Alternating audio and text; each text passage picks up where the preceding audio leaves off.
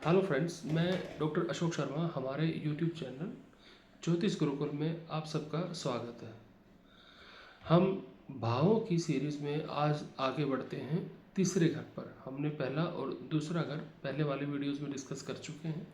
आज हम करेंगे कुंडली का तीसरा घर। कुंडली का जो तीसरा घर है वो 12 भावों में से तिरसडाए जो हाउसेस होते हैं 3, 6, 11 उनमें से एक भाव है। और ये आपका तीसरा भाव जो है ये बहुत इम्पोर्टेंट हाउस है, स्पेशली उस सेंस में जब आप लोगों के साथ कम्युनिकेट करते हैं। आपका जो भी लाइफ में सपोर्ट मिलता है, क्योंकि सिबलिंग हाउस है तो सिबलिंग का रोल क्या है, जो आपके इक्वल है या जो आपकी बाजू है, आपके बराबर का, तो वो सपोर्ट को रिप्रेजेंट करता है। आपका चॉइसेस हैं, आपके जो इंटरेस्ट हैं, आपके जो नेबर्स हैं, या आपके कान हो गए, ईयर्स, ये हो गया। आपका ये जो एसोफेगस होता है, श्वास नली जो होता है, ब्रोंकाइटिस जो हो गया, या एलर्जी जो होती है, वो चाहे स्किन पे हो या अंदर एसोफेगस में हो या लंग्स में, कहीं पर भी जो एलर्जी है वो भी आपका मर्क्यूरी ही है। और मर्क्यूरी से हम लोग ट्रेवल्स भी देखते हैं, लेकिन third house specially short travels को दिखाता है, ट्रांसपोर्टेशन को दिखाता है, या अपने फ्रेंड्स को दिखाता है, रिलेटिव्स को बताता है ये घर। इस घर में ना एक कमाल की चीज़ ये है, कालपुरुष की कुंडली में ये मिथुन राशि में आता है, जो कि खुद स्वयं बुध की राशि है।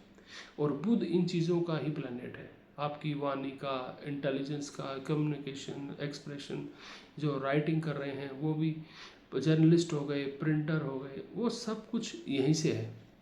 तो बुध का भाव है कालपुरुष की कुंडली में, तो बुध के तत्व यहाँ पर मिलते हैं।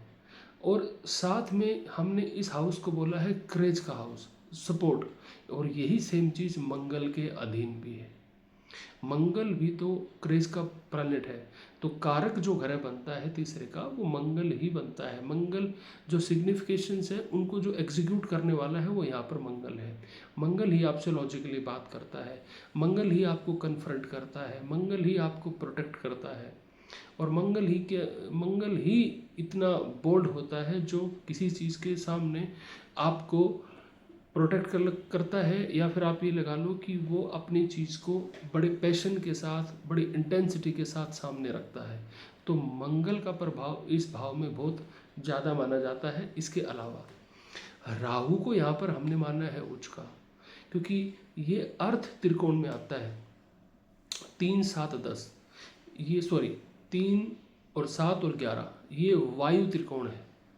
वायु त्रिकोण के अंदर राहु बहुत ज़्यादा प्रोमिनेंट होता है और अपना बेस्ट देता है राहु। यहाँ पे राहु को थर्ड हाउस में लेना उच्च का फल दे रहा है। इसका मतलब ये है राहु यहाँ पे बेस्ट करता है, आदमी को ना अच्छा कम्युनिकेटर बनाता है ये आदमी को। दूसरी चीज़, ये चीज़ों को ना बड़े ही डिप्लोमेटिकली तरीके से हैंडल करता है, चाहे फ्रेंड हो या एनिमी हो, कोई भी हो, उनको बहुत तरीके से संभालता है। उनको पता भी नहीं चलता, उनसे बिना फिजिकली वायलेंस किए या फिजिकली कन्फ्रंटेशन के बिना ही ये चीज़ों को बहुत अच्छे ढंग से निपटाता है। अब इसके साथ एक चीज़ ये है कि ये हाउस जो है तीसरा, हम इसको दूसरे हाउसेस के कंटेक्स्ट में देखें तब इसके फल आपको अच्छे से समझ में आएंगे। हमने ये चीज़ें तो बता दी हैं कि कम्युनिकेशन है, सिबलिंग है, कम्युनिकेशन, ये सब चीज़ें हैं। इनके अलावा भी बहुत सी चीज़ें हैं जो आपको समझना ज़रूरी है। अब चौथे से 12वां भाव है ये, जो कुंडली में आपके चौथे से 12वां भाव है, तो इसका मतलब क्या हुआ, ये आपकी पेरेंट्स की हेल्थ के लिए अच्छा नहीं है, आपकी घर की शांति के लिए अच्छा नहीं है। जब ये घर ज़्यादा स्ट्रॉन्ग होगा तो आप एक चीज़ मान लीजिए, अगर किसी केस में ये हाउस ज़्यादा स्ट्रॉन्ग हो जाता है तो फोर्थ हाउस बिगड़ने के चांस बहुत ज़्यादा बढ़ जाते हैं। क्योंकि आदमी क्या होता है, मान लो मेरी थर्ड हाउस मेरी कुंडली में बहुत ज़्यादा स्ट्रॉन्ग है, तो इसका मतलब ये है कि मैं अपनी फैमिली को ओवर रूल करने की कोशिश करूँगा, डोमिनेट करने की कोशिश करूँगा। मैं मेरे पेरेंट्स के सामने भी अपनी लॉजिक को अच्छे से रख पाऊँगा, या अपनी चीज़ को कुछ भी, मतलब मैं उनको हर हाल में अपने इन्फ्लुएंस में लेने की कोशिश करूँगा। और मंगल की टेंडेंसी आ जाएगी तो मैं रिजिड हो जाऊँगा उन चीज़ों को लेके, या मेरे को ज़्यादा बार बार कुछ चीज़ बोल जाएगी तो मेरी इरिटेशन बढ़ जाएगी। तो आपके घर की शांति का और तीसरे घर का बहुत ज़बरदस्त कनेक्शन है। इसी तरह आपके करियर को ले लें, हम 10th हाउस से मान लो आपका करियर देख रहे हैं, तो करियर से ये छठा बनता है।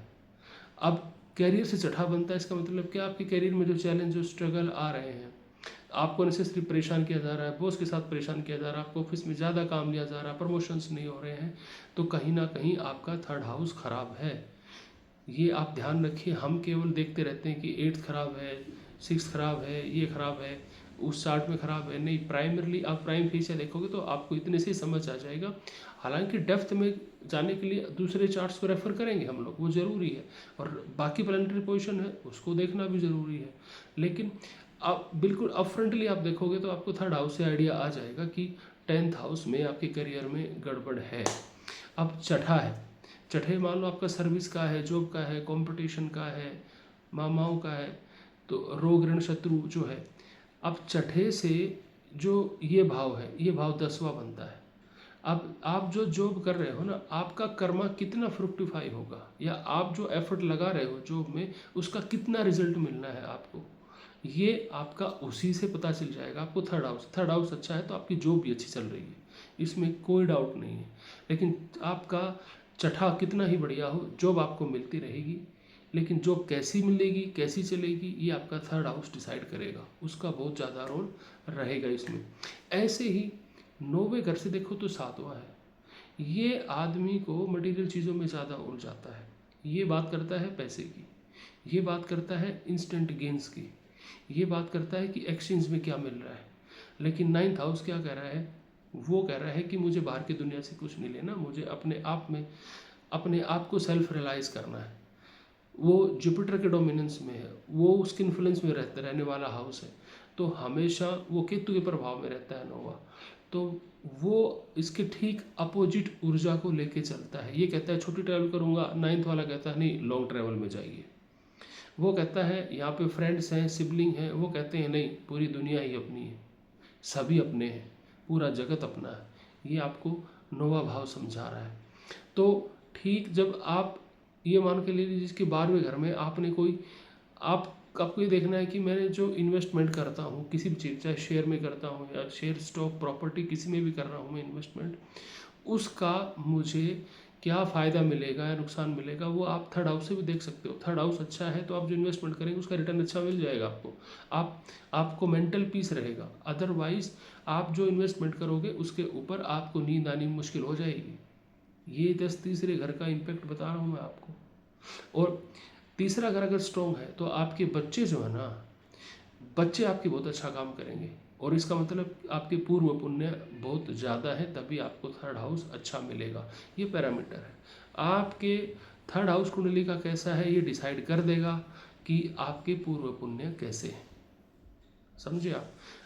तो हर घर के कंटेक्स्ट में देखना शुरू करेंगे तब आपको चार्ट समझ आता है, जो भाव भाव का सिद्धांत है।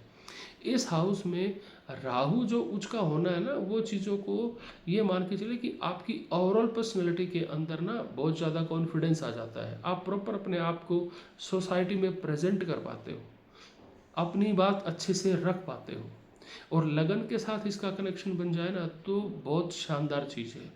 लेकिन हमें चार्ट में ये भी देखना होता है कि ये जो थर्ड हाउस है इसका लॉर्ड कुंडली में किस हाउस में जा रहा है। समझे आप? फॉर एग्जाम्पल अगर थर्ड का लॉर्ड 8th में चला गया तो इसका मतलब क्या है ना, आप ऑकल्ट की जो चीज़ें हैं, जो हिडन चीज़ें हैं, जो मिस्टीरियस चीज़ें हैं, उनके बारे में आपकी अंडरस्टैंडिंग अच्छी है और आप उन चीज़ों को अच्छे से एक्सप्लेन कर पाओगे। ठीक है, और एक्सप्लेन करने के साथ साथ उन चीज़ों के डेप्थ में जाना आपका शौक है, आप लॉजिकली सोच के एक अच्छे कंक्लूजन पे पहुंचोगे। ये वैसा ही है। अब मान लो थर्ड हाउस का लॉर्ड आपका आके बैठ गया 7th हाउस में, तो इसका मतलब क्या है ना, वो अपने से 5वें में आ गया है। मतलब क्या है, आप जो बोल रहे हो, आप या जो सिबलिंग है आपके, जो कम्युनिकेशन कर रहे हो लोगों के साथ, या अपनी जो साहस या स्टेमिना दिखा रहे हो, इंटरेस्ट चॉइसेस दिखा रहे हो, उनका आपके वैवाहिक जीवन पर बहुत तगड़ा प्रभाव पड़ने वाला है। आपके बिजनेस पर बहुत ज़्यादा प्रभाव पड़ने वाला है।